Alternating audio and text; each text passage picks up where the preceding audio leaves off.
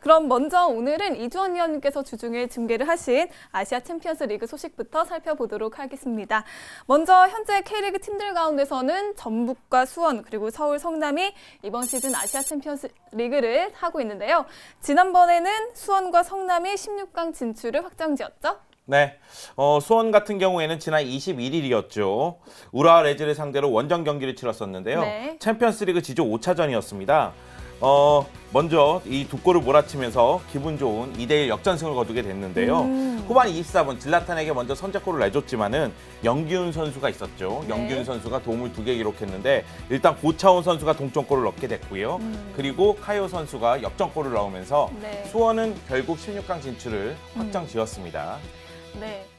수원이 4년 만에 아시아 챔피언스 리그 16강에 진출을 하게 됐다면 바로 이 팀은 경기 하나하나가 역사가 되는 팀입니다. 바로 성남인데요. 이 K리그 시민구단 최초로 아시아 챔피언스 리그 16강 진출에 성공을 했다고 하죠. 네, 그렇습니다. 그 시민구단 최초이기 때문에 엄청난 쾌거라고 말씀드릴 수 있겠습니다. 네. 지난 시즌 강등의 위협에서 겨우 빠져나온 성남이었었는데 네. FA컵을 우승하더니 이 챔피언스리그 16강에 진출했습니다. 이거는 쉽지 않은 일이에요. 네. 시민구단이 그렇게 많은 돈을 쓸 수 있는 구단도 아닐 뿐더러 스쿼드가 얇기 때문에 네. 이 챔피언스리그와 K리그 클래식을 병행하는 데 쉽지 않았을 텐데 또 같은 조에 있는 지난 시즌 그 J리그 트래블을 기록했었던 간바 오사카와 같은 조에 포함되어 있는데도 불구하고 챔피언스리그 16강 진출을 이뤄냈기 때문에 더욱더 기분 좋은 어떤 진출 소식이다라고 말씀드릴 수 있겠고 여러 팀들이 K리그 팀들이 뭐 16강에 올라가겠습니다만은 저는 그 중에 이 성남을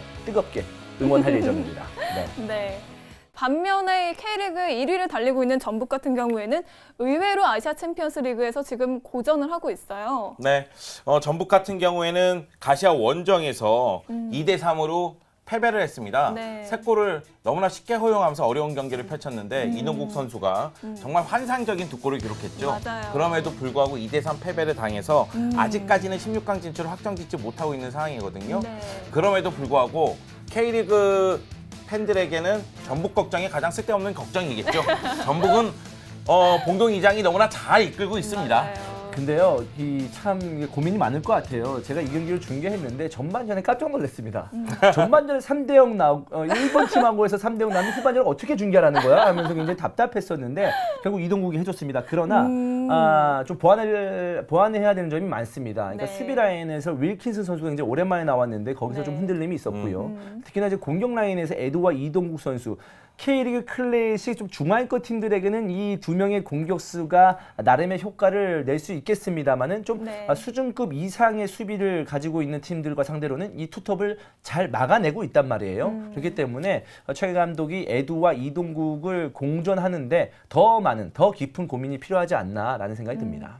네, 근데 또 아까 말씀하신 것처럼 사실 전북이 되게 아쉬운 게 바로 이동국 선수 때문에 너무 아쉬워요. 네, 어떻게 그러니까 생각하세요? 이동국 선수의 득점이 굉장히 환상적이었기 때문에 네. 이거와 더불어서 승리까지 챙겼으면 더욱더 주목을 끌 수가 있었겠죠. 하지만 이동국 선수의 득점이 너무나 멋있어가지고요. 많은 팬들은 네. 졌지만 뭔가 전북이 이긴 경기 같은 느낌이 든다라는 얘기를 할 정도였었거든요. 네. 이동국 선수는 이날 3대0으로 뒤진 가운데 두 골을 연달아 기록하면서 역시 전북 스트라이커다운 모습을 보여줬습니다. 네. 아시아 챔피언스리그 통산 27골을 기록했는데요.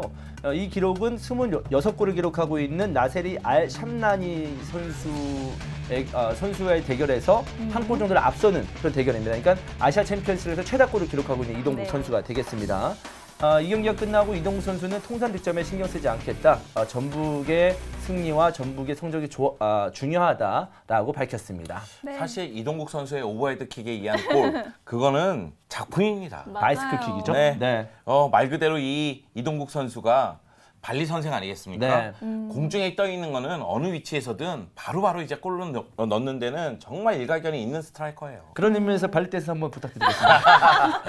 지금 옷이 터지려고 해요. 지금 제가 치면 큰일 납니다. 알겠습니다. 네, 네. 좀 더 언젠간. 살 좀 빠지면 좀 부탁하는 네. 거예요. 네, 제가 살 빠지고 네. 역겨워짐이 좀 떨어지면 네, 시청자 여러분에게 상큼하게 발리 댄스를 허리를 한번 돌려보겠습니다. 네, 빨리 그날이 왔으면 좋겠네요. 네, 그리고 사실 전북 같은 경우가 가시화에게는 졌지만 그래도 16강 진출을 향한 희망은 남아있죠? 네, 전북 같은 경우에는 2조에서 2위를 차지하고 있거든요. 그렇기 때문에 아직까지는 16강 진출 가능성이 매우 농후한 편입니다. 1위 가시아 레이솔 같은 경우에는 승점 11점으로 16강 진출을 이미 확정지었고요. 남은 한 장의 카드를 놓고 전북과 쌍둥눈왕이 대결을 펼치고 있습니다. 마지막 조별리그 경기가 전북이 홈으로 쌍둥눈왕을 불러서 대결을 펼치기 때문에 전북 입장에서는 16강 진출 가능성이 매우 크다, 이렇게 판단이 들죠. 네.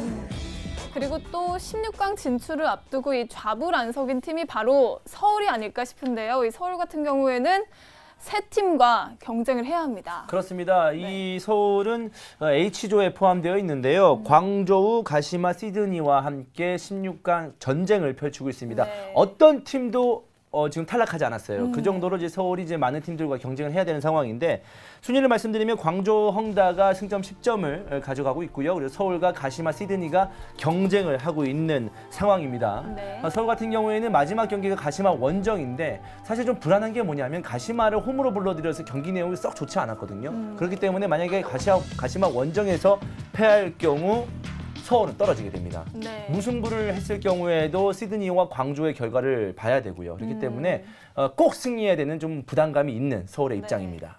근데 저는 정말 좀 안타까웠던 게 광저우전을 보면서 너무 마음이 아팠어요. 네.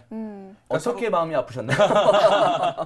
근데 광저우가 이제 워낙 또 스쿼드가 좋은 팀이기 때문에 네. 서울도 좀 고전할 수밖에 없었던 홈 경기였어요. 네, 사실 이제 광저우 상대로 서울 팬들의 입장에서는 네. 복수에 좀 성공했으면 좋겠다, 그러니까요. 이런 생각을 가졌을 거예요. 2013년 아시아 챔피언스리그 결승전에서 대결을 펼쳤다가 우승 트로피를 양보하는 네. 그런 상황이 있었고, 그리고 조별리그에서도 이미 대결을 펼쳤을 때 아쉽게 패배하는 장면이 있었거든요. 네. 그리고 슈퍼매치 때문에 분위기도 안 좋았고요. 맞아요. 그런 상태에서 이제 서울이 광저우를 홈으로 불러들였는데, 최용수 감독이 경기 전부터 파격적인 전술, 파격적인 선수 기용을 하겠다고 이야기를 했고, 4백이 아니라 3백을 갖고 나왔습니다. 네. 그러면서 수비 쪽에서 실점을 하지 않으면서 0대0 무승부를 기록하게 됐습니다. 네. 16강에서 K리그 두 팀이 경기를 하는 일이 있더라도 그래도 전북과 서울이 꼭 이겼으면 좋겠습니다. 네, 뭐 가시와 원정, 가시마 원정 굉장히 가시 같은 팀들이네요. 네. 네, 별로 기분이 좋지 않습니다. 네. 가시마 레이솔도 그렇고 가시마 애틀러스도 그렇고 네. 네, 상당히 좀 여러분들이 듣기에는 그놈이 그놈 아니야? 이렇게 생각할 수 있는데 다른 놈들입니다. 네. 놈들이 이렇게 해도 되나요? 그럼요. 네, 알겠습니다.